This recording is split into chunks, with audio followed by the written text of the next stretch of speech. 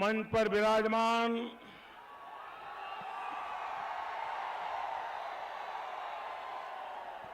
Bharatiya Janata party के वरिष्ठ नेता श्रीमान भूपेंद्र यादव जी, मंत्री परिषद में मेरे साथी, बिहार का गौरव श्रीमान उपेंद्र कुशवाहा जी, मंत्री परिषद के मेरे साथी श्री थावरचंद जी गहलोत, श्री दिलीप जायसवाल, शाहनवाज हुसैन, श्री राजेंद्र गुप्ता, श्री प्रदीप सिंह, श्री चंद्रशेखर सिंह बब्बन, शिव नारायण जी महतो, श्री कुंदन सिंह, श्री आनंदी यादव, श्री संजय चंद्रवंशी, श्री विमल सिंह, श्री मोहम्मद साबिर अली, श्री गिरीश सांगी जी, श्री आशीष सूद जी, श्री शिव नारायण झा, श्री मायानंद ठाकुर, श्री मनोज सिंह, श्री रमेश महतो, परमानंद ऋषिदेव, और इस चुनाव में भारतीय जनता पार्टी और एनडीए के उम्मीदवार से हमारे साथी रानीगंज से भाजपा के उम्मीदवार रामजी दास ऋषिदेव,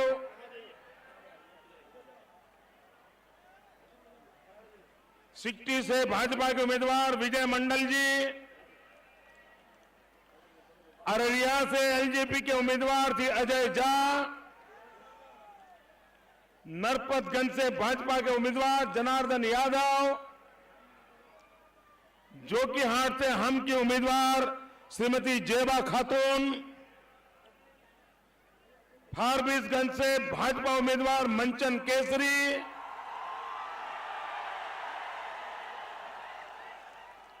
कोई रह नहीं गए ना? मेरे साथ बोलिए भारत माता की।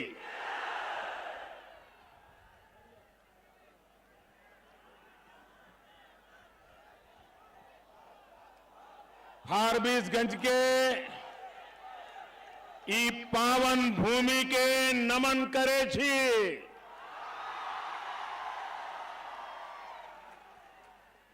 अहाँ सबके हृदय से अभिनंदन करे छी, स्वागत करे छी।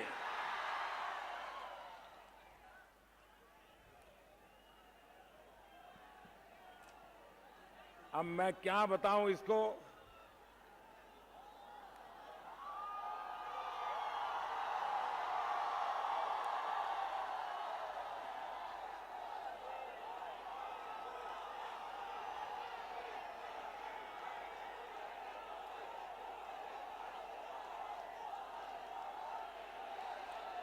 हमने लोकसभा के चुनाव में भी यहीं पर सभा को संबोधित किया था, लेकिन इतने लोग आए थे ऐसे कोने में, और आज जहां भी देखो लोग ही लोग हैं।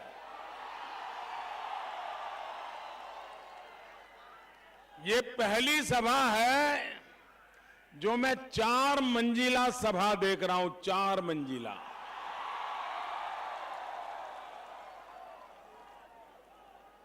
यहां तो है, लेकिन उस पुलिया पर, उसके बाद ट्रक के ऊपर,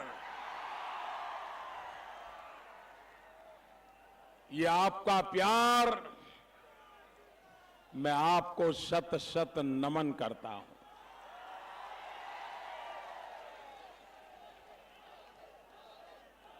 भाइयों बहनों, ये प्यार मेरी जिम्मेवारी और बढ़ा देता है। ये प्यार मुझे दिन रात काम करने की ताकत देता है। ये प्यार मुझे आपके लिए पल पल जीने के लिए प्रेरणा देता है भाई। मैं ईश्वर का तो आभारी हूं, लेकिन जनता जनार्दन ये ईश्वर का रूप होती है, और जब जनता जनार्दन आशीर्वाद दे तो वो ईश्वर का रूप बनकर के आता है। भाइयों बहनों, दिल्ली में बैठ करके जो चुनावों की चर्चा करते रहते हैं, लेखा जोखा लेते रहते हैं, जातियों के समीकरण बिठाते रहते हैं, 2010 में ऐसा हुआ था, 2005 में ऐसा हुआ था, 2014 में ऐसा हुआ था, इसलिए 15 में ऐसा होगा। ये जितने समीकरण लगाते हैं, जितने जोड़ तोड़ करते हैं, ये 2015 का चुनाव सारे पॉलिटिकल पंडितों को गलत कर देगा। और ये चुनाव, मैं देशवासियों को प्रार्थना करता हूं, मैं देशवासियों को आग्रह करता हूं कि बिहार के चुनाव को गौर से देखिए, गौर से देखिए। इसलिए गौर से देखना है, इसलिए नहीं कि प्रचार अभियान कैसा चल रहा है, कौन क्या बोल रहा है, इसलिए नहीं, इसलिए बिहार का चुनाव याद रहेगा कि बिहार का चुनाव हिंदुस्तान की चुनावी दुनिया का टर्निंग पॉइंट है, टर्निंग पॉइंट। और टर्निंग पॉइंट इसलिए है कि हमारे देश में राजनीतिक दल जातियों के जोड़ तोड़ से चुनाव लड़ते आए, संप्रदाय का खेल खेलते लड़ते आए, लेकिन हिंदुस्तान में विकास के मुद्दे पर चुनाव लड़ने की हिम्मत कोई नहीं करता था। विकास की बात करते हैं तो जवाब देना पड़ता है, जवाबदेही बनती है। ये बिहार की जनता विकास के मुद्दे पे चुनाव लड़ रही है, इसलिए टर्निंग पॉइंट है। हिंदुस्तान के सभी राज्यों में आने वाले हर चुनाव विकास पे मुद्दे पर लड़ने के लिए सभी राजनीतिक दलों को मजबूर करेगा। ये ताकत बिहार ने दिखाई है। भाइयों बहनों, ये ताकत, ये आपके आशीर्वाद मुझे विकास के लिए समर्पित कर देते हैं, एकमात्र विकास के लिए समर्पित कर देते हैं। भाइयों बहनों, आप मुझे बताइए, जवाब देंगे? एक कोने में से नहीं, सब दूर से आवाज आनी चाहिए। वहां पुलिया पर लोग खड़े हैं, वहां से भी आवाज आनी चाहिए। ये मीलों दूर जो लोग मुझे नजर आ रहे हैं, वहां से भी आवाज आनी चाहिए। आएगी? आप मुझे बताइए, आज पूरी दुनिया में हिंदुस्तान का जय जयकार हो रहा है कि नहीं हो रहा है? दुनिया में हिंदुस्तान का डंका बज रहा है कि नहीं बज रहा है? अमेरिका में भारत का डंका बज रहा है, कनाडा में भारत का डंका बज रहा है, जापान में भारत का डंका बज रहा है, चीन में भारत का डंका बज रहा है, जर्मनी में भारत का डंका बज रहा है। चारों तरफ भारत का जय जयकार हो रहा है। क्यों हो रहा है? क्यों हो रहा है? क्यों हो रहा है? क्यों हो रहा है? दुनिया में हिंदुस्तान का डंका क्यों बज रहा है? मोदी के कारण नहीं बज रहा है भाइयों, ये मोदी के कारण नहीं हो रहा है, ये आपके कारण हो रहा है। 125 करोड़ हिंदुस्तानियों के कारण हो रहा है। ये आज दुनिया में भारत का जय जयकार 125 करोड़ देशवासियों के कारण हो रहा है, क्योंकि 30 साल के बाद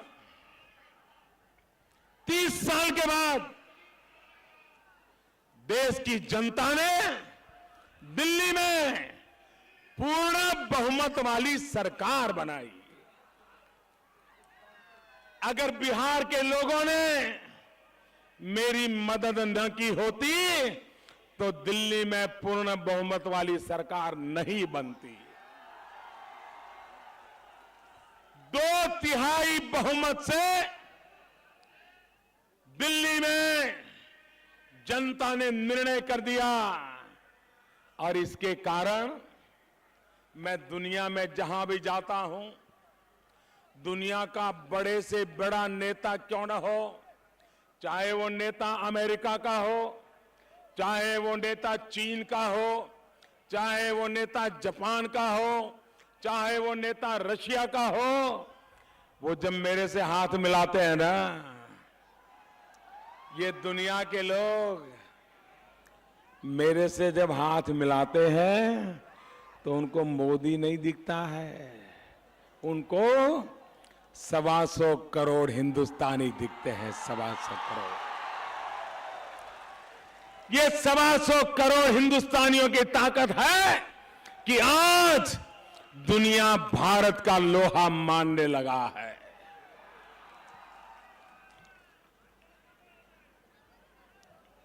मेरे भाइयों बहनों, आज मुझे सच्चे दिल से बताओगे? सच्चे दिल से बोलना है? पक्का? बिहार का डंका बजना चाहिए कि नहीं बजना चाहिए? बिहार का जय जयकार होना चाहिए कि नहीं होना चाहिए? पूरे हिंदुस्तान में बिहार का जय जयकार होना चाहिए कि नहीं होना चाहिए? पूरे हिंदुस्तान में बिहार का डंका बजना चाहिए कि नहीं बजना चाहिए? अरे हिंदुस्तान के बाहर भी बिहार का डंका बजना चाहिए कि नहीं बजना चाहिए? बजना चाहिए ना। तो बिहार में भी 2/3 सरकार बनानी पड़ेगी। 2/3 बहुमत से 2/3 बहुमत से सरकार बनाओगे। आप देखिए, अगर पटना में मजबूत सरकार बनी तो पटना हिंदुस्तान में छा जाएगा। ये मैं आपको विश्वास दिलाने आया हूं। भाइयों बहनों, आखिरकार सरकारें क्यों बनती हैं? सरकार क्यों बनती है? लोग ये गर्मी में क्यों तपते हैं? लोग नेताओं को सुनने क्यों आते हैं? लोग घर का काम छोड़ करके वोट देने के लिए क्यों जाते हैं? क्या नेताओं को मौज मजा करने के लिए सरकार बनाई जाती है क्या? तिजोरियों को लूटने के लिए सरकार बनाई जाती है क्या? खजाना खाली करने के लिए सरकारें बनती है क्या? भाई भतीजावाद करने के लिए सरकार बनती है क्या? बेटों का राज्यारोहण करने के लिए सरकारें बनती है क्या? लूट करने के लिए सरकार बनती है क्या? ऐशो आराम करने के लिए सरकार बनती है क्या? अरे सरकार बनती है गरीबों की भलाई के लिए। मुझे बताइए भाइयों, आखिर कोई अमीर बीमार हो जाए तो उसको कोई सरकारी डॉक्टर की जरूरत पड़ती है क्या? सरकारी दवाखाने में जाना पड़ता है क्या? उसके तो घर में डॉक्टरों की लाइन लग जाती है कि नहीं लग जाती? अमेरिका से भी डॉक्टर आएंगे कि नहीं आएंगे? लेकिन गरीब बीमार हो जाए तो कहां जाएगा? गरीब बीमार होगा तो कहां जाएगा? उसको तो सरकारी डॉक्टर चाहिए कि नहीं चाहिए? सरकारी दवाखाना चाहिए कि नहीं चाहिए? तो सरकार गरीबों के लिए होनी चाहिए कि नहीं होनी चाहिए? अमीर के बेटे को पढ़ना है तो वो तो दुनिया में कहीं पर भी जाकर के पढ़ सकता है कि नहीं पढ़ सकता है? अच्छे से अच्छी स्कूल में उसके बच्चे जा सकते ही नहीं जा सकते? अच्छे से अच्छा टीचर घर में पढ़ाने के लिए आ सकता है कि नहीं आ सकता है? गरीब के बच्चे को पढ़ना है तो कहां जाएगा? कहां जाएगा? उसको तो बेचारे को सरकारी स्कूल में जाना पड़ेगा ना। सरकारी स्कूल अच्छे होने चाहिए कि नहीं होने चाहिए? सरकारी स्कूल में मास्टर आना चाहिए कि नहीं आना चाहिए? बच्चों को पढ़ाना चाहिए कि नहीं पढ़ाना चाहिए? सरकार गरीबों के लिए होनी चाहिए कि नहीं होनी चाहिए? भाइयों बहनों, आपको पटना जाना है तो आपको बस लगेगी कि नहीं लगेगी? रेल लगेगी कि नहीं लगेगी? गरीब के लिए बस चाहिए कि नहीं चाहिए? अमीर को तो अपनी गाड़ी होती हो तुरंत भागेगा, गरीब कहां जाएगा? और इसलिए भाइयों बहनों, सरकार गरीबों के लिए होती है। सरकार में बैठे हुए लोगों ने गरीबों के लिए जीना मरना होता है भाइयों। और इसलिए सरकार में बैठने के बाद मौज मजाक करने का अधिकार नहीं होता है। भाइयों बहनों, आपने मुझे देखा है, आपने मुझे आशीर्वाद देकर के दिल्ली में बिठाया। 16 महीने हो गए, 16 महीने, एक दिन भी छुट्टी नहीं ली है भाइयों, एक दिन भी छुट्टी नहीं। आपके आशीर्वाद की ताकत इतनी है कि दिन रात मैं आपके लिए लगा रहता हूं भाइयों, दिन रात मेहनत करता रहता हूं। जितना समय मुझे मिला है आपकी भलाई करके जाना है भाइयों, आपकी भलाई करके जाना है। दोनों हाथ ऊपर करके मुझे आशीर्वाद दीजिए, दोनों हाथ ऊपर करके मुझे आशीर्वाद दीजिए, ताकि मैं आपके लिए दिन रात काम करता रहूं। मैं आपका बहुत आभारी हूं, मैं आपका बहुत आभारी हूं। भाइयों बहनों, इस चुनाव में हम विकास के मुद्दे पर एक ही एजेंडा लेकर के काम कर रहे हैं। बिहार के विकास के लिए काम कर रहे हैं, बिहार के विकास के लिए सोच रहे हैं, बिहार के विकास के लिए योजना बना रहे हैं। मुझे बताइए, बिहार में लालू जी और नीतीश बाबू, इन्होंने 25 साल सरकार चलाई। 25 साल, 25 साल कोई कम समय होता है क्या भाई? कम होता है क्या? अरे आपके घर में बच्चा पैदा हो तो 25 साल में कमाई करके मां बाप का भी पेट भरना शुरू कर देता है कि नहीं करता है? 25 साल हो गए इनकी सरकार को। 15 साल लालू जी और श्रीमती लालू जी ने चलाया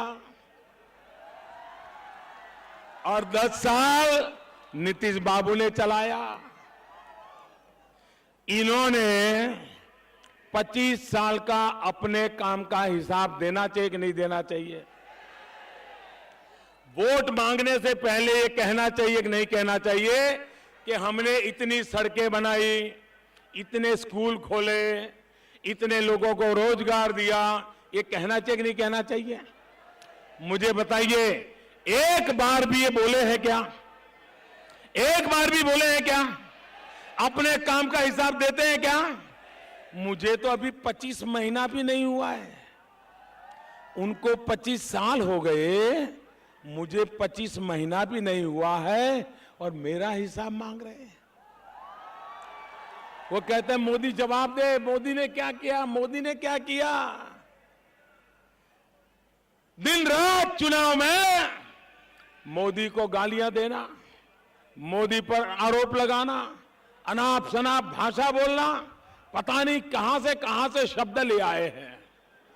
मुझे तो लोगों को पूछना पड़ता है, भाई ये गाली का अर्थ क्या होता है? क्या हमने तो कभी सुनी नहीं थी। ऐसी गालियां मैन्युफैक्चरिंग चलती है यहां पर।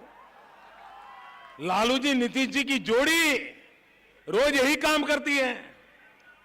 लालू जी नीतीश बाबू, कान खोल करके सुन लो और आंखें हैं।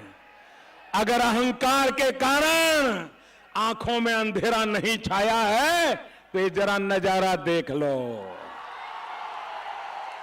ये जरा नजारा देख लो।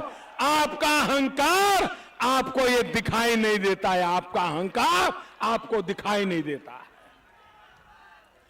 ये अहंकार के कारण ये नजारा आप देख नहीं पाते हैं भाइयों बहनों। लेकिन लालू जी, नीतीश बाबू, कान खोल करके सुन लो। आप जितना कीचड़ उछालोगे कमल उतना ही ज्यादा खिलने वाला है। 4 चरण का मतदान पूरा हुआ है। मैं विश्वास से कहता हूं बिहार के अंदर भारतीय जनता पार्टी एनडीए की 2/3 बहुमत से सरकार बनना तय है भाइयों। 8 तारीख को दिवाली मनाओगे कि नहीं मनाओगे? 8 तारीख को दिवाली मनाओगे कि नहीं मनाओगे? 25 साल के जंगल राज से मुक्ति पाओगे कि नहीं पाओगे? 25 साल के जंगल राज और जंतर मंतर राज से मुक्ति पाओगे कि नहीं पाओगे? भाइयों बहनों, एक जंगल राज ने तबाह कर दिया, अब तो 2 मिल गए हैं, जंगल राज और जंतर मंतर राज। ये जंगल राज और जंतर मंतर राज मिल जाएगा तो आपका क्या हाल होगा मेरे भाइयों बहनों, आपका क्या हाल होगा? भाइयों बहनों, हमारे कांग्रेस के मित्र, जब हम विकास के मुद्दे पर चुनाव लड़ना शुरू किया और आज भी हमारा चुनाव का मुद्दा विकास है, मैं इस बड़ी सभा में कहता हूं, मैं बिहार में 5वें चरण का मतदान बाकी है उनको भी कहता हूं कि आप हमें वोट विकास के मुद्दे पर दीजिए और किसी बातों पर हमें वोट मत दीजिए। हमें वोट नहीं देना है तो मत दीजिए, लेकिन देना है तो विकास के मुद्दे पर दीजिए, क्योंकि विकास के बिना बिहार का भला होना नहीं है। यह ताकत मेरे में है। लालू जी, बोलने की ताकत आप में है, आओ मैदान में। नीतीश बाबू, आप में है ताकत है बोलने की, आओ मैदान में। और 2 महीने से किताब लेके घूम रहे हैं, आरक्षण आरक्षण आरक्षण। हम विकास से मुद्दे से हटना नहीं चाहते थे, हमें काल्पनिक चीजों पर उलझना नहीं चाहते थे, लेकिन जब मुझे लगा कि अब वो बराबर फंस गए हैं, वो बराबर उन्होंने आरक्षण को गले लगा लिया है, उन्होंने अपना गुब्बारा ऐसा भर दिया, उनको लगने लगा इसी से हम ऊपर पहुंच जाएंगे, तो मैंने धीरे से उनके गुब्बारे में एक पिन लगा दी और वो ऐसे गिरे। पिछले 1 हफ्ते से उनको चैन नहीं आ रहा है, क्या करे, मोदी को जवाब क्या दे। तिल मिला रहे हैं और संप्रदाय, कम्युनल, सेक्युलरिज्म, वही गीत गा रहे हैं। मैंने उनको सवाल पूछा, लालू जी, नीतीश बाबू, सबूत के साथ सवाल पूछा है। आपने खुद ने कहा था आरक्षण पर पुनर्विचार होना चाहिए, दलितों को मिल रहे आरक्षण पर पुनर्विचार होना चाहिए, आदिवासियों पर मिल रहा आरक्षण पर पुनर्विचार चाहिए, पिछड़ों को मिल रहे आरक्षण पर पुनर्विचार होना चाहिए। ये आपने बोला था नीतीश जी, लालू जी, और आपकी इच्छा थी। बाबा साहब आंबेडकर ने जिसका विरोध किया, संविधान सभा ने जिसका विरोध किया कि भारत में संप्रदाय के आधार पर आरक्षण नहीं दिया जा सकता, और संविधान सभा में कोई भाजपा वाला नहीं था, हमारा तो जन्म भी नहीं हुआ था उस समय। उस संविधान सभा ने कहा था संप्रदाय के आधार पर देश में आरक्षण नहीं हो सकता है। लालू जी, नीतीश बाबू, आपने ढोल पीटा था कि संप्रदाय के आधार पर आरक्षण दिया जाए। दलितों से ले लो, आदिवासियों से ले लो, पिछड़ों से ले लो, अति पिछड़ों से ले लो और उनको दे दो। और जब मैंने सवाल उठाया तो आपका चेहरा इतना हो गया, जवाब देता नहीं बनता है, रो रहे हैं। आप ही के शस्त्र से आपको हमने पीटा है, आप ही के शस्त्र से, आप ही के झूठ से आपका जवाब मांगा है। मूर्ख बना रहे हो बिहार के लोगों को, पिछड़ों को मूर्ख बना रहे हो, आदिवासियों को मूर्ख बना रहे हो, दलितों को मूर्ख बना रहे हो। जवाब दो, हिम्मत हो तो जवाब दो। मेरे पास सबूत है, पार्लियामेंट में बोले हो आप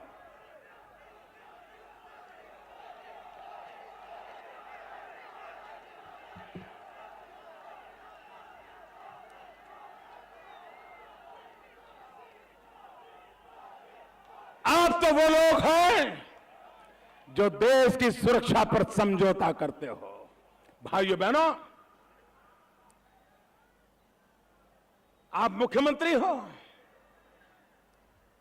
इसी जिले में जून 3 जून 2011 मुस्लिम मजदूरों पर नीतीश बाबू की पुलिस ने गोली चलाई थी और एक 10 साल का मुस्लिम बालक, मासूम बालक मारा गया था। मैं नीतीश बाबू को पूछता हूं, ये वोट बैंक की राजनीति के समय ये संप्रदाय के गीत गाते हो, उस बच्चे को मार दिया, उसके बाद आपको उसकी सूंघ लेने की फुर्सत मिली थी क्या? वेदना के 2 शब्द कहने की फुर्सत मिली थी क्या? और आज आप हमारा जवाब मांग रहे हो। आपको चुनाव जीतते समय सब याद आता है। अरे बिहार में मैं चुनाव रैली जो एक सभा करने आया था, गांधी मैदान में बड़ा विशाल कार्यक्रम था और वहां पर बम धमाके हुए, निर्दोष लोग मारे गए, लेकिन नीतीश बाबू आपको पीड़ा नहीं हुई, आपकी आंखों से आंसू नहीं बसे। अरे वो मरने वाले मेरे बिहार के भाई थे, मेरे बिहार के लाल थे। नीतीश बाबू, आपको जरा भी चिंता नहीं हुई। अरे आपको संवेदना प्रकट करने का फुर्सत नहीं थी और आप आज बिहार को तबाह करने पर लगे हो। और उस दिन बम बंदूक के बीच बिहार का गांधी मैदान रक्त रंजित हो चुका था। हमने धैर्य नहीं खोया था, बड़ी स्वस्थता के साथ कहा था, जिम्मेवारी के साथ कहा था कि मेरे मुसलमान भाई, आप तय करिए कि आपको हिंदू के खिलाफ लड़ना है कि गरीबी के खिलाफ लड़ना है। मैंने हिंदू को पूछा था कि आपको मुसलमान के खिलाफ लड़ना है कि गरीबी के खिलाफ लड़ना है। जहां बम धमाके चल रहे थे वहां ये कहने की मेरी हिम्मत थी और मैंने कहा था हिंदुस्तान का भला तब होगा जब हिंदू मुसलमान से नहीं लड़ेगा, मुसलमान हिंदू से नहीं लड़ेगा, लेकिन हिंदू और मुसलमान दोनों मिलकर के गरीबी के खिलाफ लड़ाई लड़ेंगे, तब जाकर के भला होगा। भाइयों बहनों, ये मंत्र लेकर के हम चले हैं। भाइयों बहनों, मेरा विकास का रास्ता है। आप मुझे बताइए, ये हमें कहते हैं कि मोदी जी बाहरी है, बाहरी। क्यों भाई हम बाहरी हैं? मैं बाहरी हूं क्या? आपने मुझे वोट न दिया होता तो मैं प्रधानमंत्री बन सकता था क्या? बिहार ने मुझे आशीर्वाद न दिया होता तो मैं दिल्ली में बैठ सकता था क्या? आपका था इसलिए आपने प्यार किया ना, आपका था इसलिए आपने आशीर्वाद दिया ना, आपका था इसलिए आपने बिठाया ना। मैं दिल्ली में रहता हूं इसलिए बाहरी हो गया। मैंने उनको सवाल पूछा 3-4 दिन पहले। मैंने पूछा, नीतीश बाबू, मैं दिल्ली में रहता हूं इसलिए आप कहते हो मैं बाहरी हूं। अमित शाह दिल्ली में रहते हैं इसलिए आप कहते हो बाहरी हो। मैं जरा पूछना चाहता हूं, सोनिया जी के लिए आप क्या कहोगे? उनको बाहरी कहोगे कि बिहारी कहोगे? और जब मैं ऐसे सवाल पूछता हूं ना तो उनकी नींद उड़ जाती है, रात भर सोचते रहते हैं। दिल्ली में उनके दरबारियों को फोन करते हैं, यार कुछ बताओ मोदी जी को जवाब क्या दूं। वो कहते हैं जरा कुछ निकालो यार, मोदी जी को एक चांटा दिल्ली से मारो, मैं तो यहां कुछ नहीं कर सकता हूं, कुछ करो उधर। ये क्या कर रहे हो? नीतीश बाबू, आपके हर झूठ को मैंने ललकारा है, आपके हर झूठ को ललकारा है और फिर आप भाग गए हो। लालू जी आप भी भाग जाते हो, जवाब देने की ताकत नहीं होती आप में। भाइयों बहनों, देश की सुरक्षा के साथ राजनीति नहीं चल सकती है। देश की सुरक्षा के साथ खिलवाड़ नहीं हो सकता है।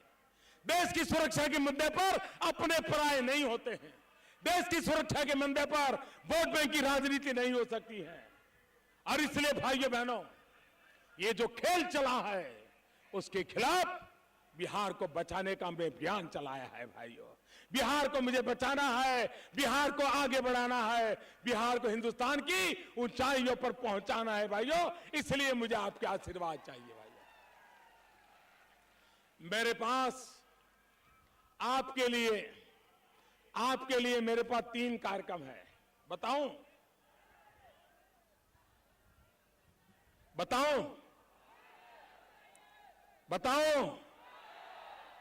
आप भी मेरे साथ बोलेंगे?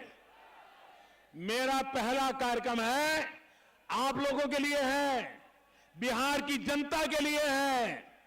पहला कार्यक्रम है पढ़ाई। पहला कार्यक्रम कौन सा? पहला कार्यक्रम कौन सा? मुझे बताइए, बिहार के गरीब से गरीब बच्चे को भी, गरीब से गरीब मां का बेटा हो, विधवा मां का बेटा हो, उसको शिक्षा मिलनी चाहिए कि नहीं मिलनी चाहिए? अच्छी शिक्षा मिलनी चाहिए कि नहीं मिलनी चाहिए?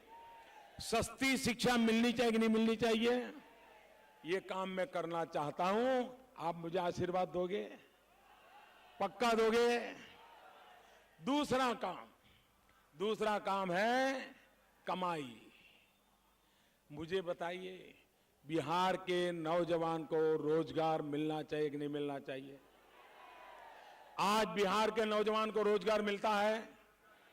रोजगार के लिए उसको बिहार छोड़ना पड़ता है, पलायन करना पड़ता है। कलकत्ता में, मुंबई में, दिल्ली में झुग्गी झोपड़ी में जिंदगी जीनी पड़ती है, अपमानित होना पड़ता है। बिहार का नौजवान होनहार है, बिहार के नौजवान के हाथों में हुनर है, बिहार के नौजवान के दिमाग है, दिमाग ऐसा बुद्धि प्रतिभान वाला है। ऐसे बिहार के नौजवान को बिहार में रोजगार का अवसर मिलना चाहिए कि नहीं मिलना चाहिए? मुझे बताइए, कोई भी यहां पर कोई है जो अपने बूढ़े मां बाप को छोड़ करके जाना चाहता है? आप अपने बूढ़े मां बाप को छोड़ करके जाना चाहते हो? अपना गांव छोड़ के जाना चाहते हो? खेत खलिहान छोड़ के जाना चाहते हो? यार दोस्तों को छोड़ के जाना चाहते हो? कोई जाना नहीं चाहता है, मजबूरन जाना पड़ता है, पलायन करना पड़ता है। अरे लालू जी, नीतीश जी, 25 साल के आपके पाप का परिणाम है कि मेरा बिहारी नौजवान आपने बाहरी बना दिया, बाहरी बना दिया उसको आपने। और इसलिए मेरे भाइयों बहनों, मैं आपसे आग्रह करने आया हूं कि अब बिहार के नौजवान को रोजगार का अवसर मिले, कमाई यहां पर होनी चाहिए। और इसलिए मेरा दूसरा मुद्दा है कमाई। दूसरा मुद्दा क्या है? दूसरा मुद्दा क्या है? दूसरा मुद्दा क्या है? और मेरा तीसरा मुद्दा है हमारे बुजुर्गों को दवाई। बीमार व्यक्ति को दवाई मिलनी चाहिए कि नहीं मिलनी चाहिए? डॉक्टर मिलना चाहिए कि नहीं मिलना चाहिए? दवाखाना होना चाहिए कि नहीं होना चाहिए? गरीब आदमी कहां जाएगा? बूढ़ा आदमी कहां जाएगा? और इसलिए तीसरा मेरा कार्यक्रम है दवाई। तीसरा कार्यक्रम कौन सा है? कौन सा है? कौन सा है? तो भाइयों बहनों, पढ़ाई के लिए, कमाई के लिए, दवाई के लिए, विकास की बात लेकर के मैं आया हूं, आपके लिए लाया हूं। अब मेरे 3 कार्यक्रम हैं बिहार राज्य के लिए। 3 कार्यक्रम है बिहार राज्य के लिए। बिजली, पानी, सड़क। बिजली चाहिए कि नहीं चाहिए? आज बिजली मिलती है क्या? बिजली आती है? बताओ ना, आती है बिजली? ये कहते हैं कंप्यूटर देंगे। कंप्यूटर बिना बिजली को कंप्यूटर चलता है क्या? मोबाइल फोन का चार्जिंग कराना है तो बाहर जाना पड़ता है कि नहीं जाना पड़ता? अरे मोबाइल फोन का चार्जिंग नहीं हो सकता बिहार में। आप बिहार को कंप्यूटर की बातें करते हो। नीतीश बाबू जरा बिजली तो दो।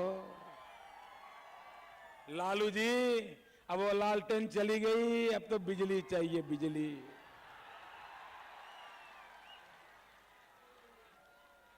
अंधेरे में रहना है क्या?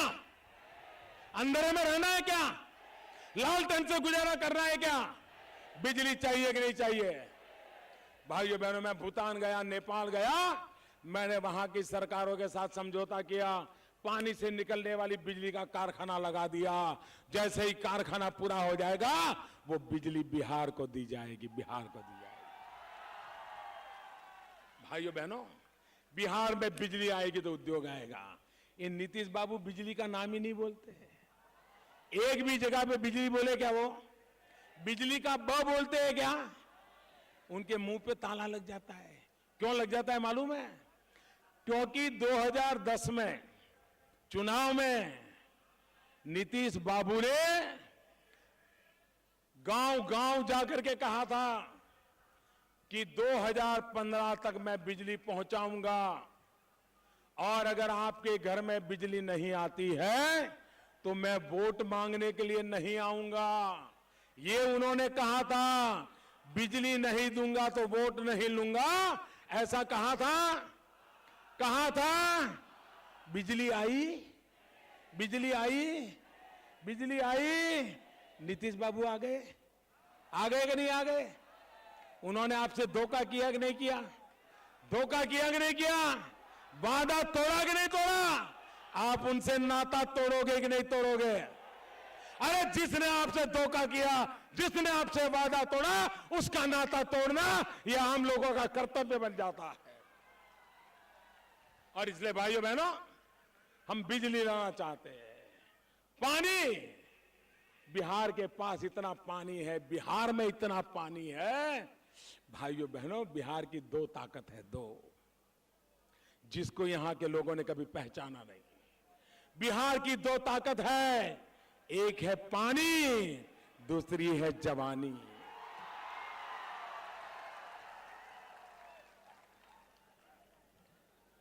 बिहार का पानी, बिहार का जवानी, अगर ये बिहार के काम आ जाए तो हिंदुस्तान का भाग्य बदल सकते हैं ये लोग।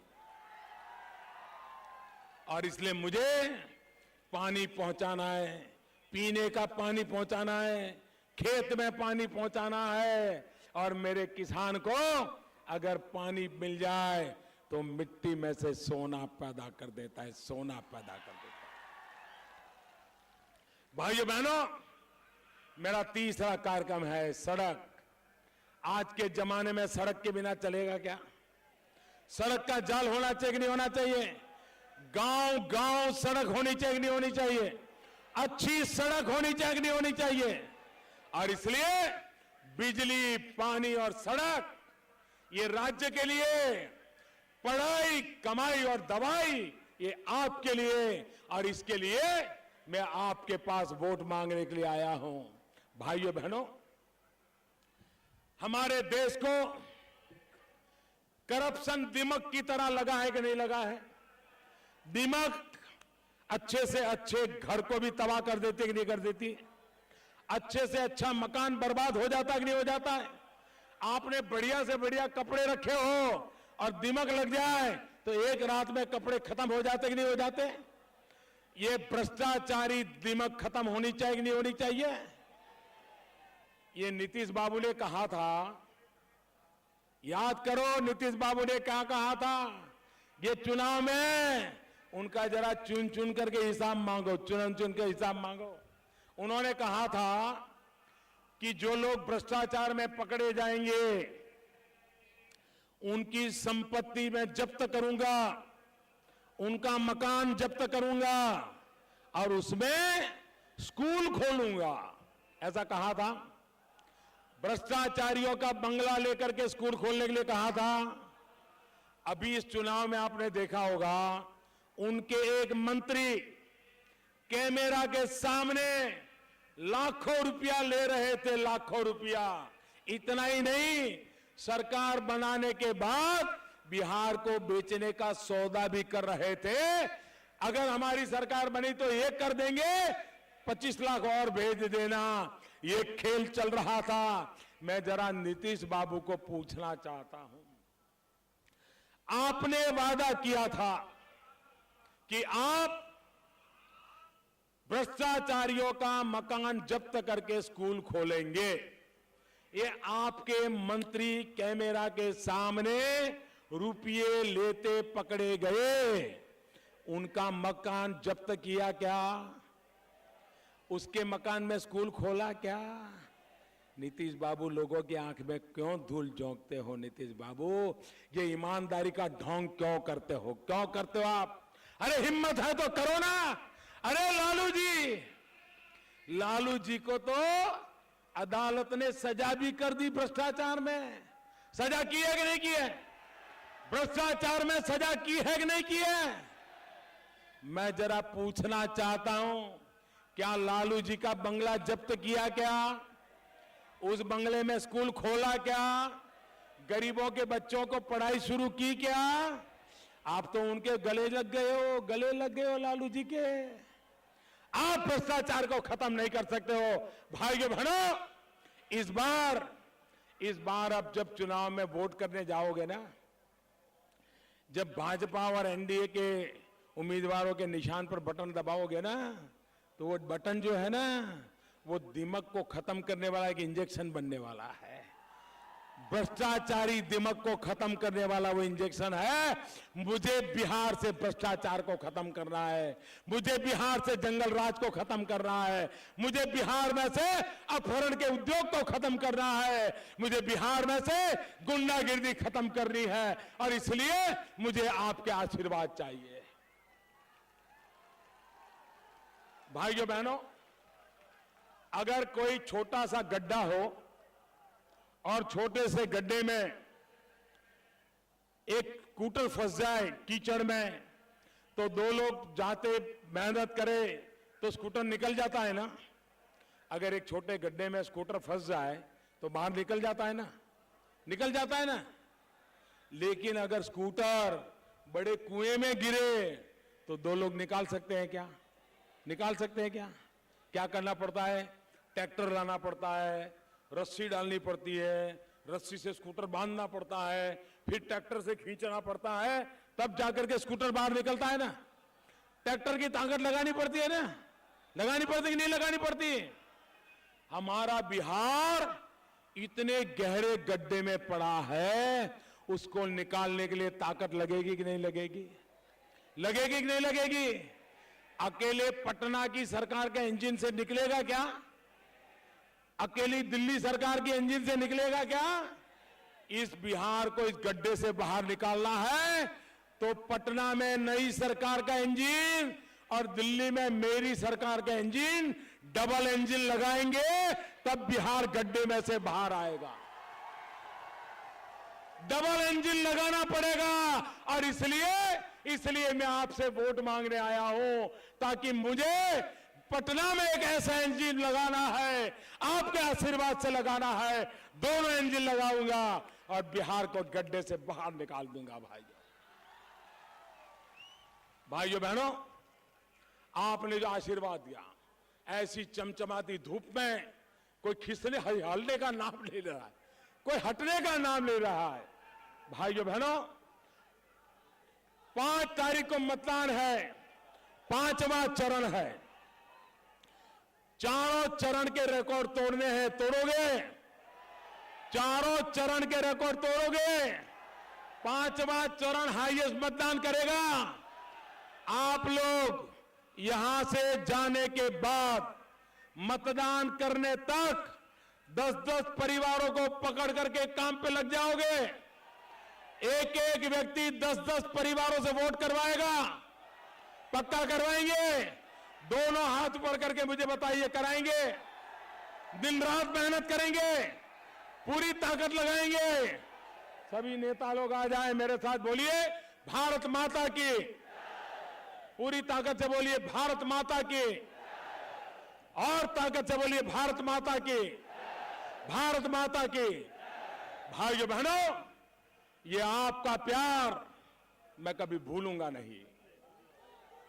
ये ताप में आप तपस्या कर रहे हैं, मैं आपका तपस्या बेकार नहीं जाने दूंगा। ये आपके प्यार को मैं ब्याज समेत लौटाऊंगा, ब्याज समेत विकास करके लौटाऊंगा। दोस्तों, विकास करके लौटाऊंगा। भारत माता की।